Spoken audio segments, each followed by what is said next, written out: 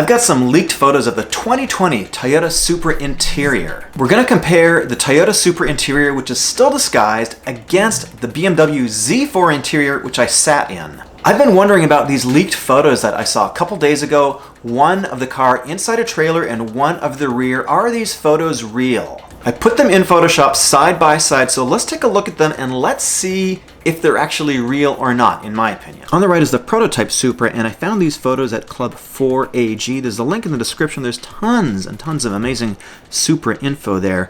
This photo and these photos are from a Japanese website called Response, and they were taken at the Nurburgring in Germany in October. So I've lined up that car, the prototype car, against this press leak car that was taken in a trailer a couple days ago, and I was really wondering if it's a legit photo or not. So I've got them side by side here, and if you look at the details, you can see that the nose, the front with the big opening, looks pretty similar. The diffuser looks pretty similar to me too, the black piece, and of course it's all wrapped in that cool Christmas wrapping on the right side. The headlights look pretty much the same, the details look the same, and then going back along the hood, it's a little bit harder to tell, but you can see the top of the roof has the same indentation in the middle of it running down too, sort of this dual bubble cockpit thing. All I've done here is I photoshopped the left-hand side and I've made the car a little bit more red. You can also notice in the headlights that it's got these sort of three laser projectors. Also below the headlights, there is what is filled in with a little grate there, which I think could be used for air ducting to the brakes potentially. It doesn't seem to be filled in on the production car, but I'm not quite sure. Anyways, I've read that perhaps that can be removed. And just for quick reference, here is the entire silver car that came off the supermark5.com. We don't know where that came from. It could be just somebody that's moving the car happened to snap a picture. So my vote on this one is it's actually legit.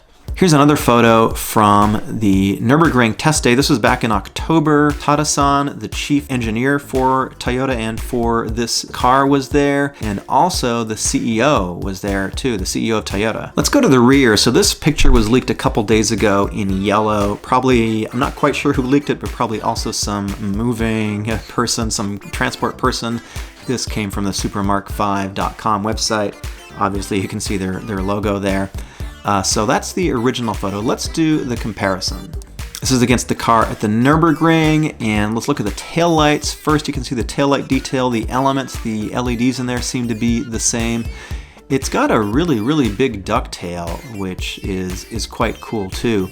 And then going down to the right, you can see, at least on the Nurburgring photo, these sort of side, I'm not quite sure what you call them, but these sort of vertical side panels that go down to the right and the left.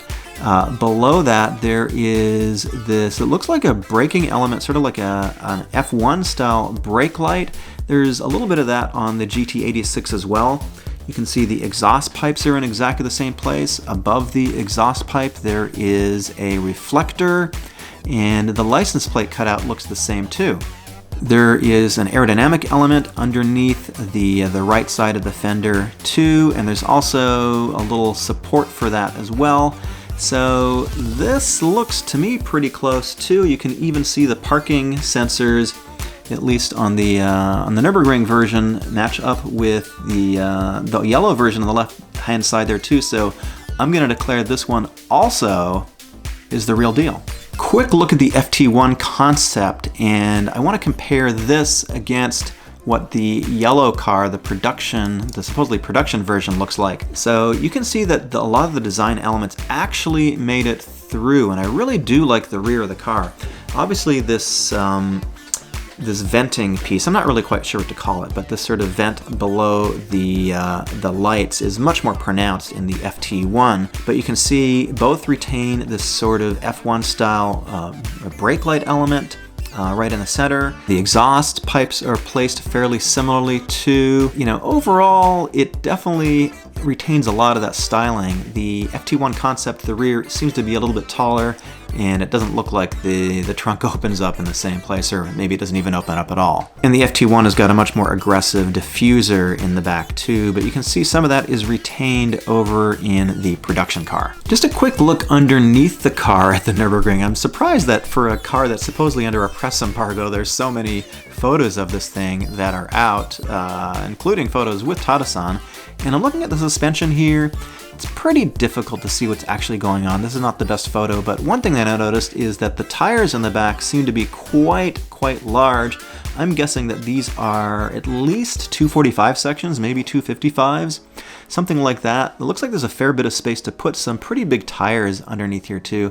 And you can also see this sort of arrow element where the fender comes off the body, and it's not directly connected to the rear bumper, and I sort of like that, and that's from the FT1 concept as well. Looks like they've retained that, so it's got a really aggressive rear end of the car, which I'm liking a lot. It looks a lot better to me than the BMW Z4. Let's take a quick look at the side. This is the FT1 concept. I love this car. I think it looks absolutely amazing, and this photo is sort of what, you know, drove a lot of people to really get behind the car, or these set of photos. Okay, here is the close to production car at Goodwood a couple months ago in the UK. And comparing them side by side, looking at the side here, so clearly on the FT1 you've got this huge opening that goes from the door into the rear, a little bit a la Ferrari. That's been toned down quite a bit in the production version, but it's still there. I think that would be pretty difficult to climb over in a day-to-day, you know, kind of car. The biggest difference to me, and sort of the biggest disappointment really, is the nose of the car. I really like what they did with the FT1 with a solid nose piece underneath the Toyota logo there. In the production car, at least in this particular wrap here in this photo, it's obviously open. Now that's going to be good for airflow, but it doesn't have like the same aggressive quality to it, which I really liked. But you know, there's going to be room for the aftermarket to do stuff. Also, the fenders on the FT1, the front fenders and the rear fenders, are much bigger and much more pronounced too. Again, I'm willing to bet there's going to be some pretty interesting body kits. Okay, let's get to the point of this video, which is the interior. So this is, again, I'm surprised how this is, you know, a car that's supposedly under press embargo, and this is a pretty good shot of the interior of the car. You can see sort of the BMW-like elements. So let's go and compare the BMW Z4 against this. Okay, this is the BMW Z4 press photo on the right, the same photo on the left that we just looked at, and I mean, obviously there's a lot of similarities here. One of the things is the heating and ventilation control knobs and controls at the lower part of the dash definitely have the same kind of look and feel. They've changed the vents somewhat, or rather, you know, substantially, and the nav unit in the BMW is a lot more integrated. I'm going to show you a video that I took at the auto show in a second. I don't really like what they did with the nav unit in the Toyota. Frankly, it looks cheap and tacked on. I've never enjoyed the way cars have been doing this in the last couple years. It's a trend I really wish would die. I hate it, to be quite frank. But there it is. Looking at the center console in both cars, it's pretty clearly BMW. This is the 8-speed ZF, almost certainly. It's an automatic. That's what's going to be available at launch. You can see the iDrive controller is very similar too. Let's look at another shot from the side. So the hood over the instrument cluster, in the BMW it's larger and it's integrated into the nav unit on the right hand side. On the left we've got the Toyota. Obviously it doesn't have, it's got a racing steering wheel in it. The gauge cluster, it's going to be all digital in both of them. You can see the layout is fairly similar, but the hood mainly is the difference. It's smaller in the Toyota than the BMW. Just to show you what I mean about the integration of the nav unit in the BMW, I think this is pretty nice actually. They finally got rid of the stupid tacked on iPad on the dash thing, which I really don't like in any cars. It's got a digital display. I took this at the auto show. I'll be at the debut of this Supra at the North American International Auto Show. So follow me on Instagram for live streams and daily updates. If you want to chat with me or make comments, it's going to be a lot easier for me to get into a conversation with you on Instagram, because on YouTube there's so many comments and it's very difficult for me to track them, that after I've answered a couple hundred comments, I basically don't have the time and I just give up. Quick look at the engine bay. This is the BMW B58C engine.